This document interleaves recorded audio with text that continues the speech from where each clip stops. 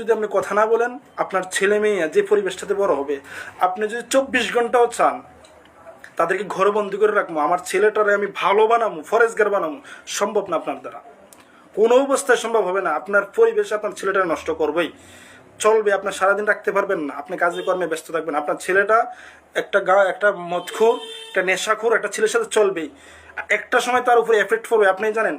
হ্যাঁ, এই সৎসঙ্গে স্বর্গবাস, অসৎসঙ্গে সর্বনাশ, এটা সবাই জানি আমরা এই কথাটা। তো এই জন্য আমাদের নিজেকে নিজে রক্ষা করতে গেলে, নিজের ভবিষ্যৎ, আমাদের ছেলে মেয়েদেরকে যদি রক্ষা করতে চাই, সবার ছেলে মেয়ে আছে, আলহামদুলিল্লাহ আমার 2টা ছেলে আছে, তাদের ফিউচার যদি আমরা রক্ষা করতে চাই, তাহলে আওয়াজ তোলেন, প্রত্যেকে আওয়াজ তোলেন। আমার একটাই অনুরোধ, যদি আওয়াজ না তোলেন, দেখেন এই 5 বছরের সুনামের পরিস্থিতি দেখেন কি অবস্থা, কে কি বলবে, খারাপ বলবে ভালো বলবে, দেখার সময় নেই। কথা হলো সমাজ সুস্থ হতো।